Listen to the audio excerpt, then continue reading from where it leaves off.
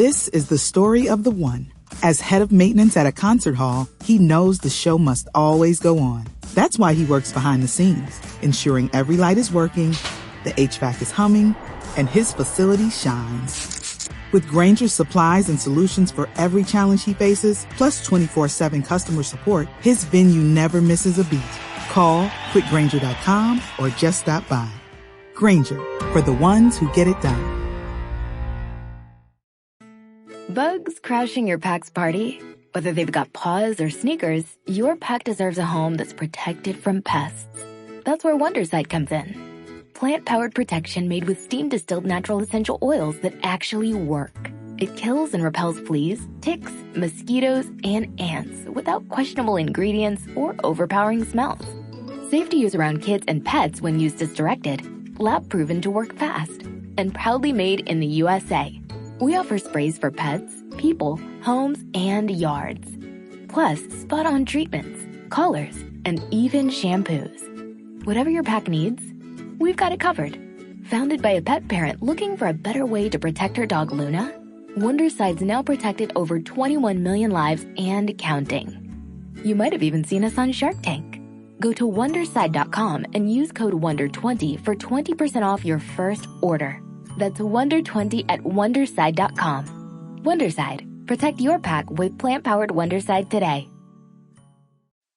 You're listening to Later with Mo Kelly on demand from KFI AM 640. It's Later with Mo Kelly. Time to talk free movies with Chris Woolsey of Vizio TV. Vizio, home of the Vizio Watch Free Plus app. KFI is Later with Mo Kelly and Chris Woolsey. We're live everywhere in the iHeartRadio app. And Chris, it's so good to see you. It's been a minute since you've been in, but I know you've been busy going out there evangelizing all things Vizio and the Watch Free Plus app. How you been, man? I've been well, but I am better now that I'm in your presence. We're better because you're in our presence, because you actually brought some food. You know the easiest way to our heart is through our stomach. Well, I got to keep you guys well fed. You got to be energized when I'm here, right? No, I think it's because you know that whenever you come in, you always hear about us, how we always have food or someone's bringing us food, usually on Tuesday nights. For example, Nick Poliokini this weekend with Nick, he will bring us food. Nice. And you just said, let me just go ahead and get on this food thing. So you brought us some crab cakes. You brought us some shrimp cake. What did you bring? There's like shrimp and pork burritos. There's crab cake sliders. I had the crab cake sliders. There's some sort of avocado rolls going on. So, I just like to keep you guys hopped up while I'm here. We definitely appreciate that. But that's not why you're here. You're here to talk about some movies, the latest offerings, free offerings, Vizio Watch Free Plus app. What do we have going on as we are midway through September? Sure. So, September, the kids are going back to school.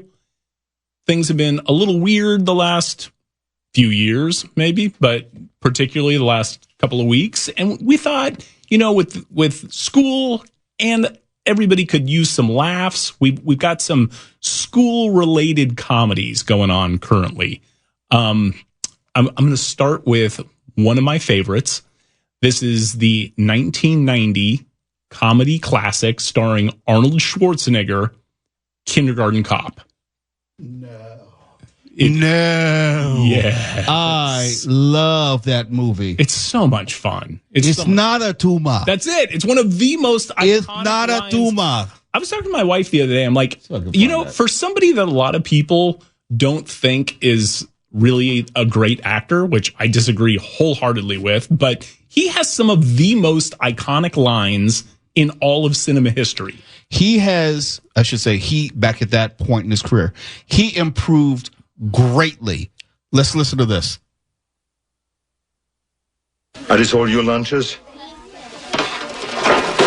You mean you eat other people's lunches? Stop it!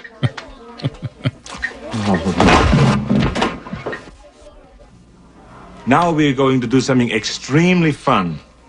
We're going to play a wonderful game called Who is My Daddy and What Does He Do? Yes? Is your daddy a fireman? He's probably big. Is he a wrestler? Is he a basketball coach? No. What's What's the matter? I have a headache. It might be a tumor. It's not a tumor. It's not a tumor at all. Exactly. I just told you. I'm sorry, but go ahead. I just had to play that. It's so good. And how cute is Penelope Ann Miller? She's in one of my favorite comedies of all time, The Freshman, which I adore that film. And I feel like nobody talks about it, and they should. That movie was 35 years ago? Yeah. 35? I was still in college. I know. It's so depressing. I don't know what happened. Sam wasn't even born yet. I was born. I was just in high school. Mark was like, I don't know, 28 at I was the a time. toddler. A toddler. A tuba. I'm sorry, go ahead. No. But to continue on the educational theme, we're going to go with 1992's Encino Man, which is an under talked about gem. I love this film. It is so stupid and it makes no sense whatsoever. The science is completely bogus. I am a Pauly Shore fan. Yeah. And he's actually been a guest on this show. Has he? Yes, he has been. Oh my gosh. He's still doing all things comedy. Yep. But it's one of those things where, like, it's one of those guilty pleasure. I like Pauly Shore. I like Will Ferrell. I like the Jim Carrey, the physicality in humor. Yes. And I think Brendan Fraser is brilliant in this film. He's really, really good. His acting ability has never been in doubt. It was just a matter of whether he still wanted to do it. Yeah, for sure. Chris, you're suggesting the science in Encino Man doesn't hold up to a rigorous review? Did you just ruin it for everybody? The fact that there is a glacier underneath the pool they're digging in Encino, California, like one of the hottest cities in America. Yeah. What's next? What's left to believe in? Oh, I know. Okay. And you know who is great in this film is Michael DeLuise. And Yes. As the bully. And I don't think he acts anymore. I looked him up on IMDb and it like sort of drifted off and wasn't he in 21 Jump Street? He was. No, Peter. Oh, that was Peter. That's right. So I once got to meet the whole DeLuise clan. I got to tell the story real quick because I love it. So I had just moved to LA and I was working at Tony Roma's, a place for ribs, at the West Side Pavilion, which doesn't exist anymore, and on Pico. And like my third night, I go walking up to the table and I look and it's Dom DeLuise sitting at the table. The Dom DeLuise. I bet Dom could put away a rack. Oh, it was all you can eat rib night. That's all I'm saying. But I almost fell over. I didn't know what to say.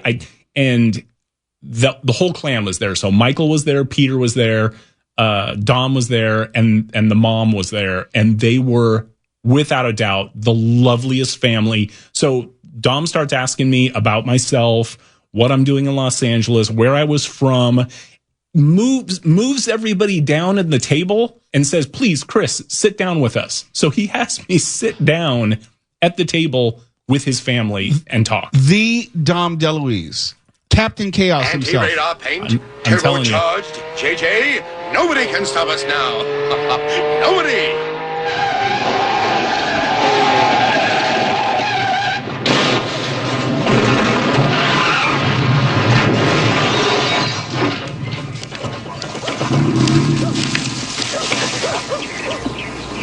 What are you, some kind of nut? Who do you think you are?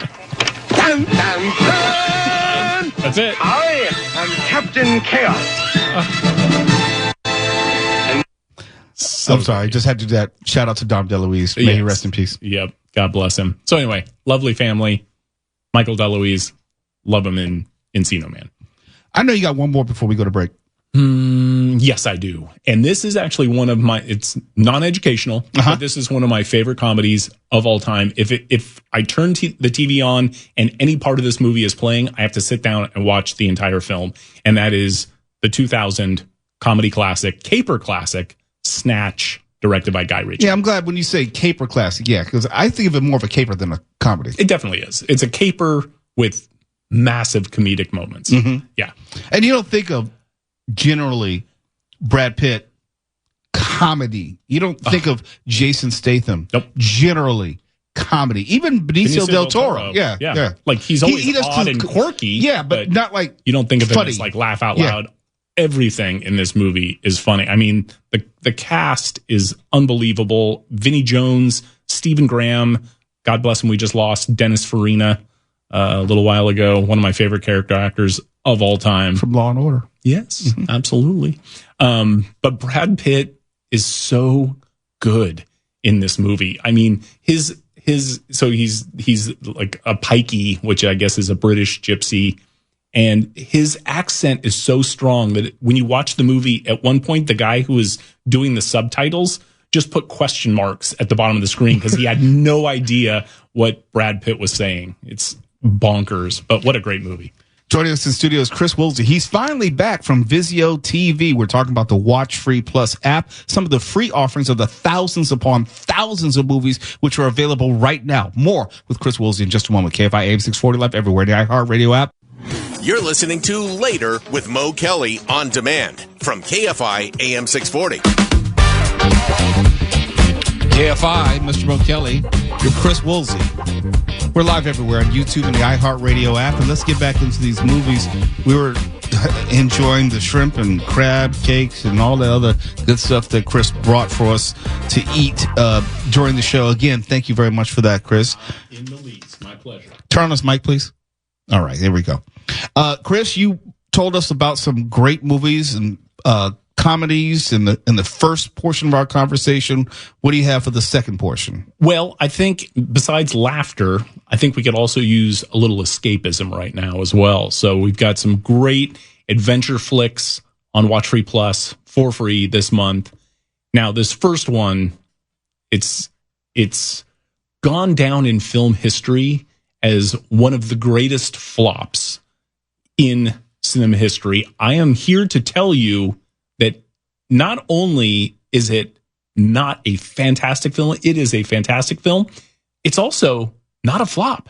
It actually made money. Wait. You're saying that this movie is not bad and it made money? Yes. Both things being true. Absolutely. First of all, good, bad, that's, a little subjective. Okay. But I love this film. I think it's super fun. So this is 1995, Kevin Costner's, No. Yes. No. Yes. No. You may know it as Fish Tar or Kevin's Gate. But this is Battlefield Costner. There you go. Nice. But this is the 1995 apocalyptic dystopian classic Waterworld. Okay. This is the first time I think we're going to have a misunderstanding. Yes. I rewatched Waterworld about maybe 3 or 4 months ago in preparing for that movie called Classic. Yes. I didn't pull it, but I was watching it and I saw how much money, you could really see how much money was spent on that movie. And I remember how it was vilified when it came out. Yeah. You say it made money. Are we talking about tens of dollars or? Well, so it made it made $264 million against what was supposed to be $100 million budget. So if they had not had the disasters on set, I think they had a hurricane 4 times a day. Yeah. Like people were like severely injured. They had to shut down filming like 175 times. The budget ended up ballooning to $175 million. But between the long tail of streaming and the Universal Studios re-release? The theme park show the Waterworld show that's true. Ran for like 30 years. I think it was the longest live theme park show in like theme park history or some crazy thing like that. I thought that it was going to be, when it first came out, that it was going to be Mad Max the Road Warrior on water. Yeah. That was my comparison point. Sure. And I think that's probably a pretty fair comparison. But You well, now the science in this also a little bit hinky. He had gills. He evolved gills over a single generation. One generation. Did your parents honeymoon at Chernobyl? Like, how did you get gills in one generation? Well, we can't do that? As of yet, we don't know that it can be done. Oh, what else are you going to ruin tonight, Chris? Well, we're not going to ruin it, but we are going to tell folks about Desperado 1995. Okay. So a lot of people say that this is the sequel to El Mariachi, but Mark backed me up on this one. It's a hot take. It's not a sequel. It's a remake. It's just more like Robert Rodriguez, right? Yes. Yeah, yes. It's more like Evil Dead 2 is not a sequel to Evil Dead, right? Exactly. Yes. That's the exact comparison I made earlier today. Oh. Yep. We're psychic. I agree. I know. We're simpatico. We have gills. In one generation. Yeah. Right. But so much fun. Written and directed Robert Rodriguez. This was his second film. Possibly apocryphal, but he produced El Mariachi for $7,000. Whether that's Did true he do it or on not. his like his credit card or something? Yeah, that's the legend, isn't it? Yes, it and is. I don't know if I ever bought that. That's a preposterously low amount of money. I have been told if you don't put post-production into it, it was $7,000. Okay, so just the cost of film? But then they when he got just distribution, they actually gave him a chunk of money to go back and polish it up. Okay. So I'm not sure what's true, but I will say the book Rebel Without a Crew is it's his diary making El Mariachi. It is one of the most fascinating reads you'll ever. I mean, it's a miracle, that everybody involved didn't die and that he didn't. I'm thinking about Desperado. It was like Danny Trejo, Salma Hayek, Quentin Tarantino, Antonio Banderas. I mean, they had a hell of a cast. Steve Buscemi. That's right. You wouldn't be able to get that cast back together now, but still. No, absolutely not. But it is so much fun. I love this movie. I think they did a great job of making it a sequel, but really remaking the original because it's such a great story. We got one more minute. Give us one more if you can. I can. This is a movie that I want to know Mark's take on this because a lot of people love this film and I am one of them, and a lot of people do not like this film. And it's 1995, Wolfgang Petersen's In the Line of Fire. Love it. Me too. John Malkovich, so creepy. Clint Eastwood. Yes. Yep. Love it. Mark, if you disagree, I'll turn off your mic. No, he brought food. No, it's legitimately a decent movie. It's not. I didn't think it was great, but I thought it was watchable, and I'm going to watch anything Eastwood is in. Totally, it's a great popcorn film. Look, I think it set the standard for John Malkovich as a villain. Yep. I think it all spirals back from this one. He was outstanding as a villain in that film. Yeah, I think he's a it's natural. really underrated. Yeah, agreed. Was he originally the person who was supposed to play Kevin Spacey's part in Seven? Did I read that somewhere? I want to believe I did. I have not heard that, but that's fascinating. I think that might be true. If not, then let me just make up that rumor right now. But I'm actually being serious. I thought that he originally was supposed to play the serial killer. That wouldn't surprise me. That'd be good casting. I love that. But instead, we got Kevin Spacey, and the rest, as they say, is history. Yes, it is. In around that time. Yeah, In the Line of Fire. It's one of my favorites. Love it. Yeah. Beautiful. I'm so glad that Mark at least thought it was a decent movie. No, you want to see Wolfgang Petersen get a shot at a big budget Yankee movie after Das Boot. Yes, that's true. Of course. And Das Boot, gosh, I could watch it once a month. It's so good. Did you watch it as Das Boot or The Boat? I watched it as Das Boot. Mm-hmm. Because depending on the version you saw, Yep. Never mind, Yep, of course. Chris, it's always great to see you. Always great to be seen by you. Make sure you bring us some food in the future. Done and done. You're listening to Later with Mo Kelly on demand from KFI AM 640.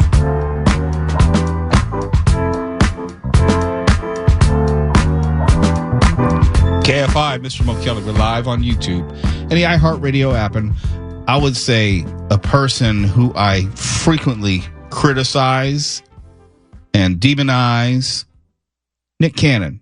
I think he's talented as an entertainer.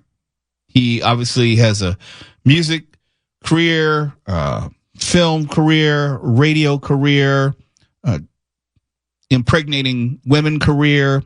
He's versatile. He's done a lot of things. 12 children over the years, 2 of them with Mariah Carey. But he's back in the news because Nick Cannon, when asked, he was in the middle of an interview with the Breakfast Club in New York City, and he was asked about whether his run on children had anything to do with trauma previously in his life. And this is what Nick Cannon had to say. Those kids was a response to your trauma. Yeah, 100. Now I'm learning that now. Yeah, and it wasn't like I was acting out. It was more of being careless, being frivolous with my process because I could do it, because I had the money, because I had the access to whoever and however I wanted to move. And, okay, they coming at me, they asking me, opposed to like doing the mature thing and saying, hey, well, it probably makes more sense to do this. And then obviously life happens as well. So it wasn't like, oh, I'm gonna go have 12 kids. It was more about like, yo, I'm gonna just live life and have fun, and whatever happens, I can handle it. When it probably, being almost. Can't you just say you're just being immature and reckless and leave it at that? Sam, the sex doctor, please weigh in, because it sounds like he's trying to reverse engineer an excuse for just living recklessly and immaturely and stupidly. He was saying he was being careless and frivolous. Yeah, reckless and not mature about how he was handling things. I know a lot of people who have experienced trauma. People process trauma in different ways, and a lot of them still know what a condom is. Yeah. After the first 5 kids, especially. Like, I understand he makes a lot of money, so he can afford this kind of thing.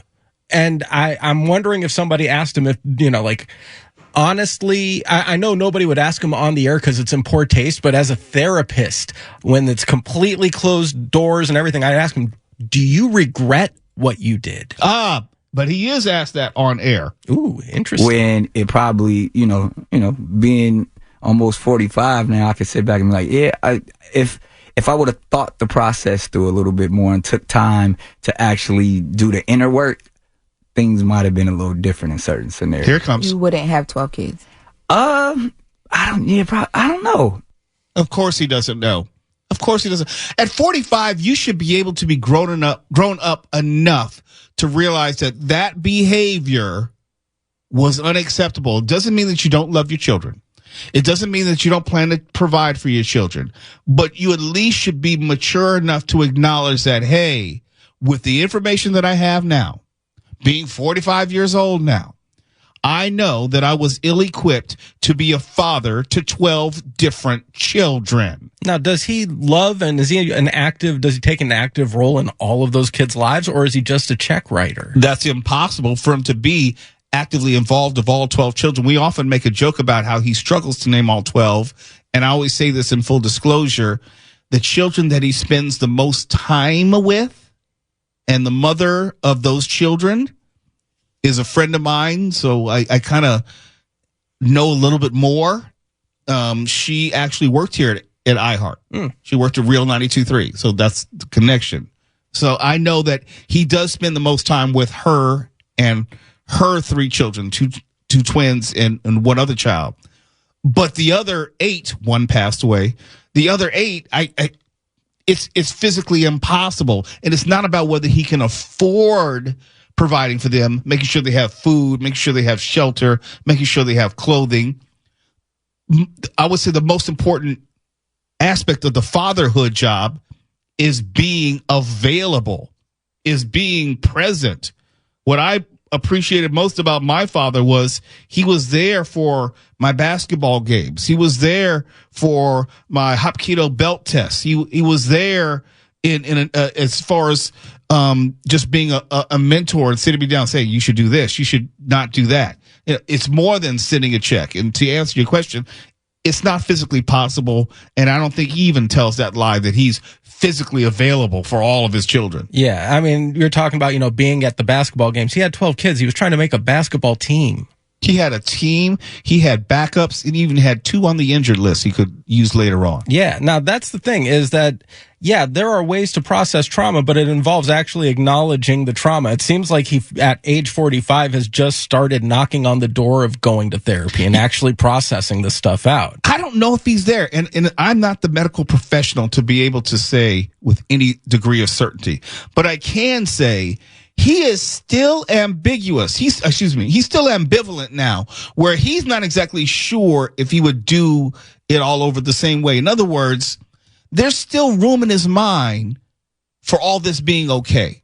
He couldn't be unequivocal in the sense of, no, I should not have done it. I should not have done that like that. I did that. It was a disservice to my children, because I can acknowledge even now I can't be everywhere at once. Now, we were talking last week during the segment on Thursday about sex addiction. This does not qualify, I don't think, as compulsive sexual behavior. I know plenty of people who have more sex and have less children because they're being more responsible. Right. This goes more towards, like, I have money, so I can do this stuff. I can break the expectations. I can afford to live life frivolously and be careless because I can write a check to buy my way out of any real hardcore consequence. Yeah, and that sounds more like immaturity than an inability to control one's behavior. He's basically saying, I'm going to do it because I can, I want to, and I'm living my life. Yeah. Give him the benefit of the doubt. Maybe he's just trying to balance out Elon Musk, who has 14 kids.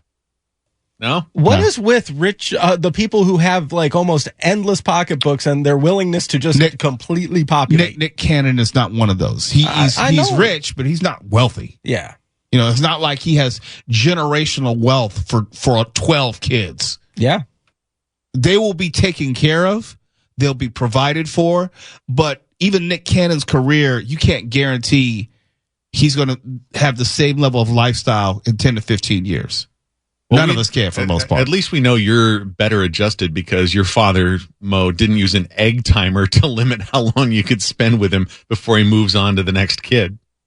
Yeah. That's like 60 seconds at a time. Time's up, kid. Next. KFI AM 640. We're live everywhere in the iHeartRadio app. When we come back, we're going to be giving away a pair of tickets so you can see the Temptations and the Four Tops. That's next.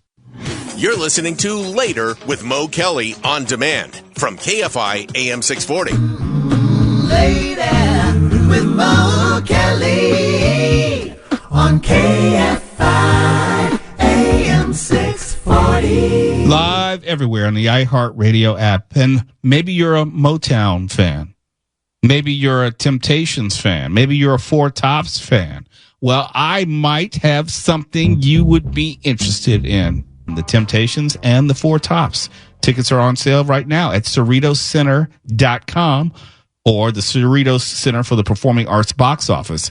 The tickets start at $79.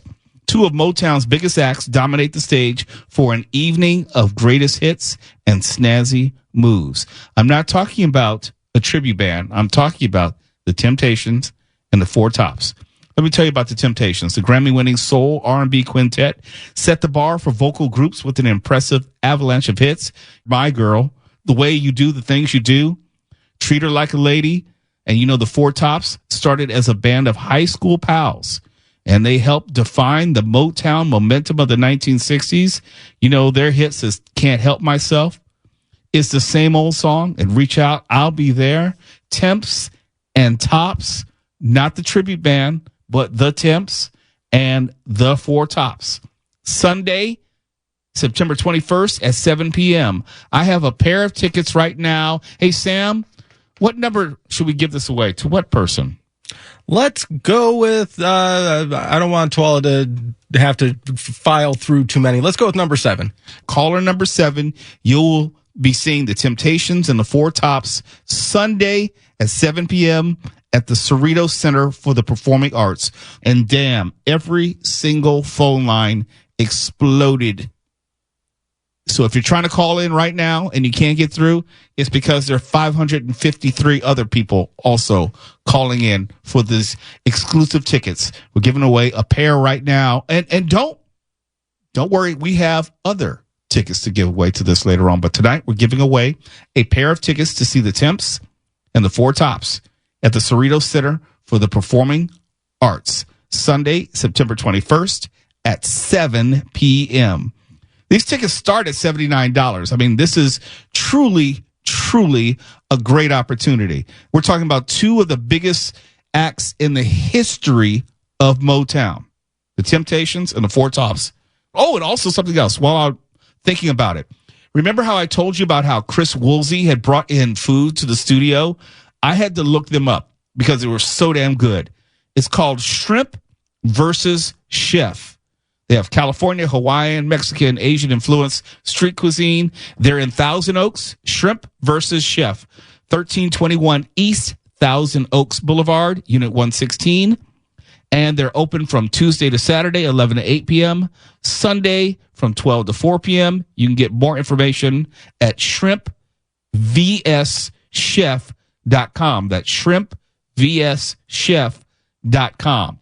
KFI AM 640 live everywhere in the iHeartRadio app. KFI and KOST HD2, Los Angeles, Orange County. More stimulating.